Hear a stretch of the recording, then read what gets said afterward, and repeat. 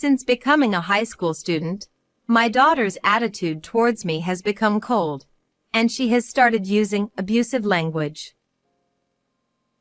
You're not my parent. You ugly. Get out. Hearing this from my daughter, I reached my limit and finally decided to leave the house. I can't live with these people in this house anymore. Yay!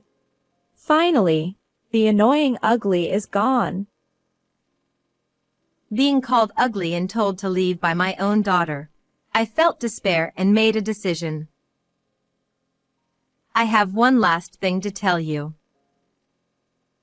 When I told her the shocking truth, my daughter was shaken. She never imagined that her words would change her life so drastically in an instant. My name is Sophia. I live with my husband Levi and our daughter Camila. Camila, how was school? It was normal. Can you stop asking the same question every day? Lately, Camila has been like this all the time. You don't have to say it like that. Camila glares at me as I try to admonish her. Since becoming a high school student, Camila's attitude towards me has clearly become colder, perhaps because she is in her rebellious phase. Mom, you're a housewife with nothing to do, so you just meddle in other people's business. Why don't you go out and work properly? The reason I'm a housewife is because my husband, who is often away for work, asked me to stay home so that Camila wouldn't feel lonely. Yet, she says such harsh things. Well, I guess her rebellious phase will calm down eventually. Thinking that, I went back to preparing dinner. Ugh. That person is so annoying. Camila, now in her 12th grade, not only hasn't calmed down but has started using abusive language towards her friends at home. I wonder if she behaves like this at school too. Did something happen at school? Shut up, you ugly. When I asked out of concern, Camila yelled at me like that. Recently, Camila has been calling me ugly and a pig. Indeed, Camila is tall and has striking features, and anyone would consider her beautiful. But just because she's beautiful doesn't mean she can insult others. I've warned her about her abusive language several times, but she doesn't listen at all. There's no way to have a proper conversation like this. Thinking that, I stopped talking to Camila any further. I wonder how long this rebellious phase will last. Are other kids like this too? Thinking about such things, I decided to make Camila's favorite pasta for dinner to improve her mood. Camila, dinner is ready. I called out to Camila, who was lying on the living room sofa playing with her phone. Camila got up sluggishly and walked slowly towards the dining table. She looked over the dishes on the table. Today, I made your favorite. Hey! What are you doing? To my shock, Camila started throwing the food I made into the trash. The meal I had lovingly prepared to make her smile was now in the trash, looking pitiful.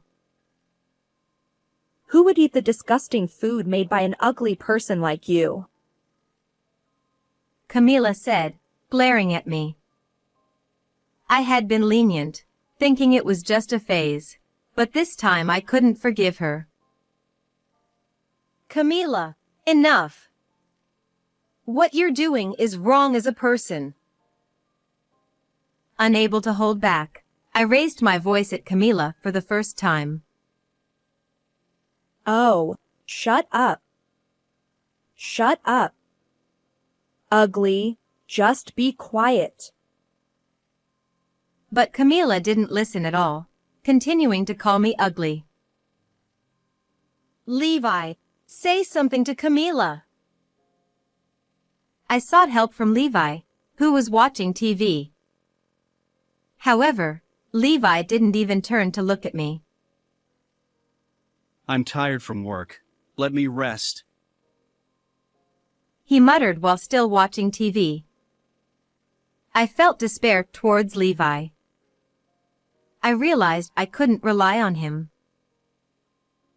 If I leave Camila as she is, she will grow up to be a bad adult. Thinking that, I continued to scold her without flinching at her abusive language. Seeing me act differently than usual, Camila became more defiant, and her abusive language escalated. You're not my mother, you ugly. Get out. Camila smirked as she said that. I'm not her mother, I couldn't respond to those words. For the past 3 years, I had been patient, thinking her rebellious phase would eventually end, but I had reached my limit. Moreover, Levi, who was in the same room, didn't help at all. It's always like this. He leaves everything about Camila to me and pretends not to see when she acts defiantly towards me. Even though she's his own child. I was disappointed in Levi too. I realized I couldn't live with these people anymore. Fine. I'll leave the house. I quietly told Camila and headed to my room. Yay! Finally, the annoying ugly is leaving. Unaware of my feelings, Camila was happy to see me start packing. Hey, wait! What are you doing? Sensing the seriousness of the situation, Levi hurried over. She's leaving. Camila told Levi, who came to check on me, and then returned to her usual spot on the living room sofa. I stood in front of Levi, looked him straight in the eyes, and said, I'm divorcing you and leaving this house. Wait, please. Don't do that. Realizing I was serious, Levi started to panic. You don't feel anything when Camila insults me, do you? I've been patient all this time, but I can't stay in this house any longer. It seems I was the only one who wanted the 3 of us to live happily together. I was wrong. Please, don't divorce me. It's fine, Dad. Let her leave. Camila, lying on the sofa, laughed as she said that to Levi, who was desperately trying to stop me. Where did I go wrong in raising her? Memories of making sweets together and shopping for clothes with Camila came flooding back. She used to be so kind, even helping me carry heavy bags. She was such a sweet child. The carefree smile of Camila in my memories was not the Camila in front of me. Insulted by my own daughter, who calls me ugly and tells me to leave the house, I felt despair and made a decision. Camila, you're already 18. In society, you're considered an adult.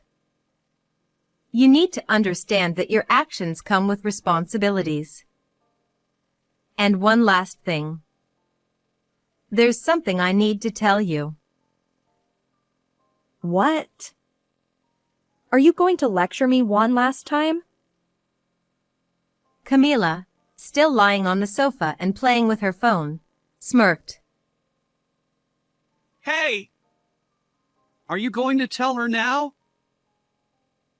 Levi desperately tried to stop me, but I brushed his hand away and stood in front of Camila. Camila, you're not my real daughter.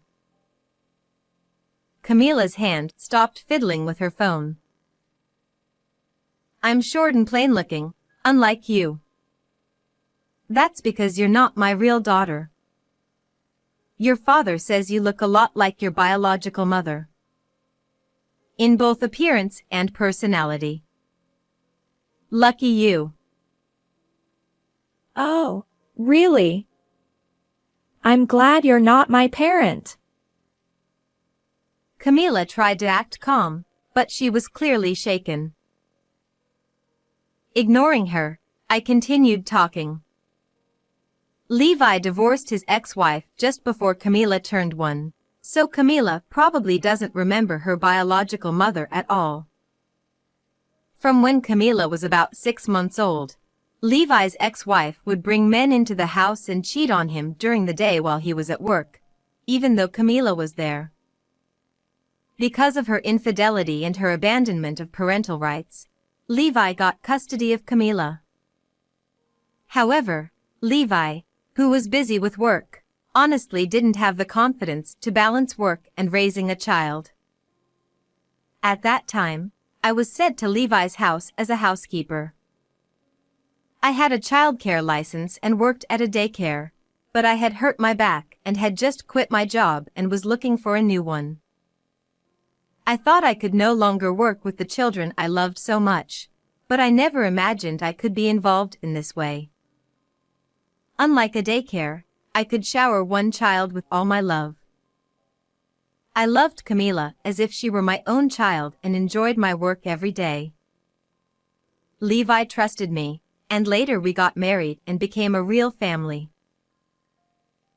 The days spent with the honest and kind Camila and the quiet but family-oriented Levi were truly happy.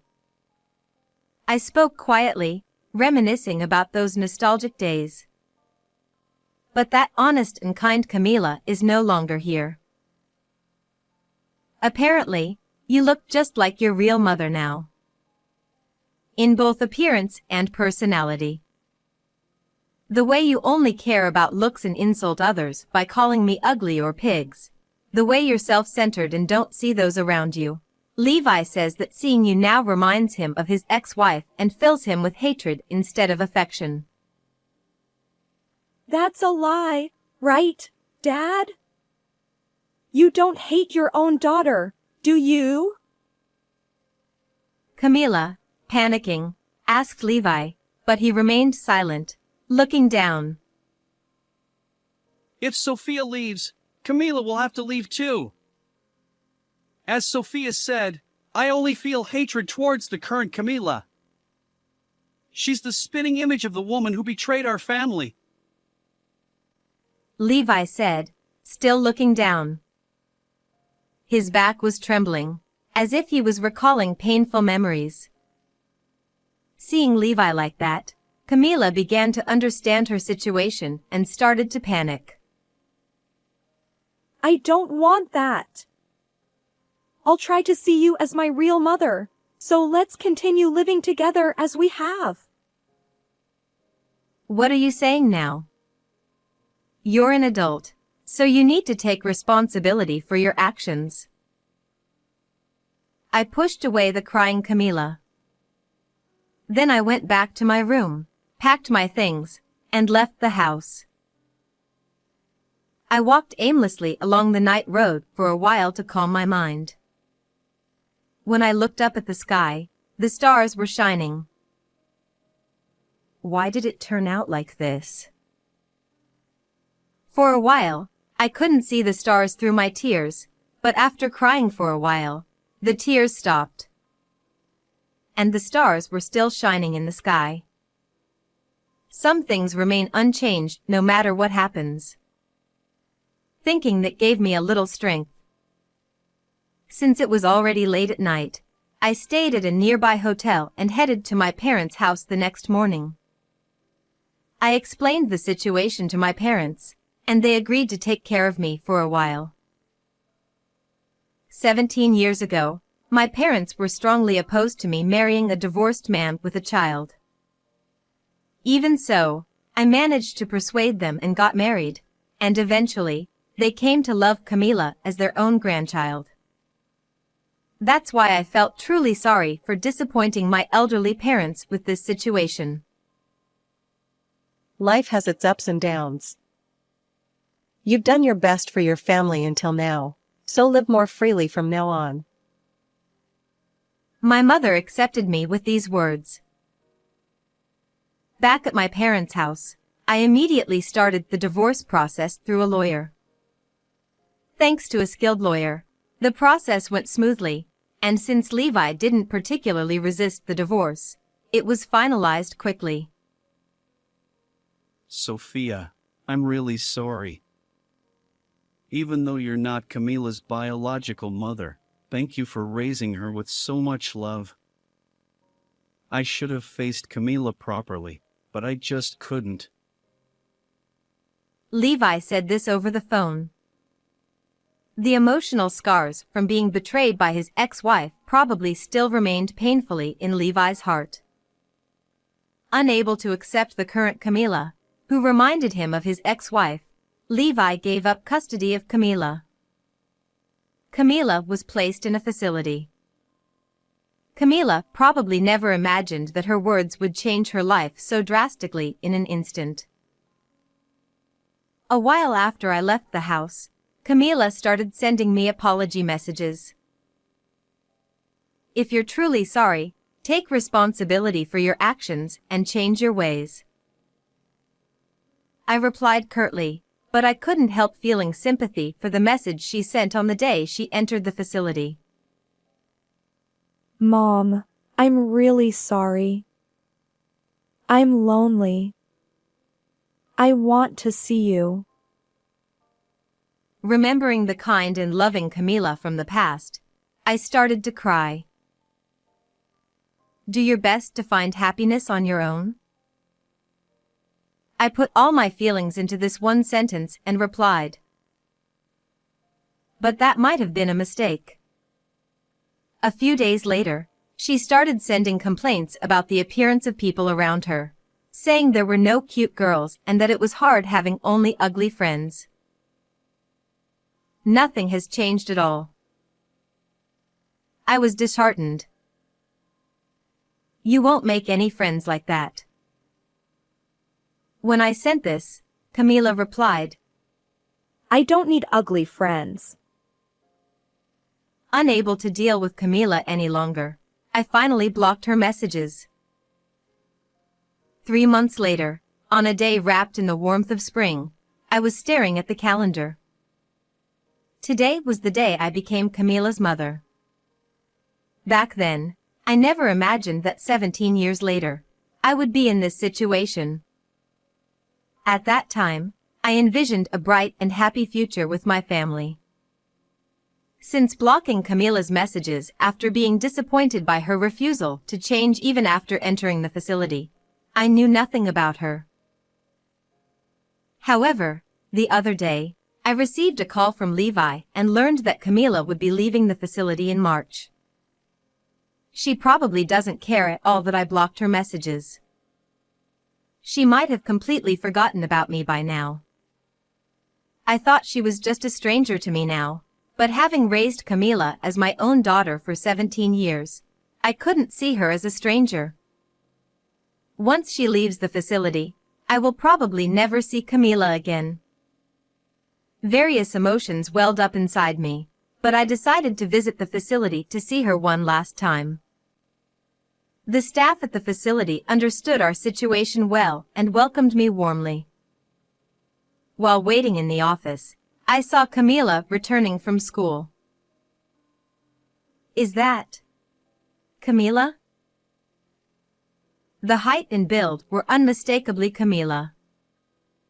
But her once silky hair was now messy. Her eyes, which she used to make up every day, had dark circles, and her face looked quite haggard as she walked slowly.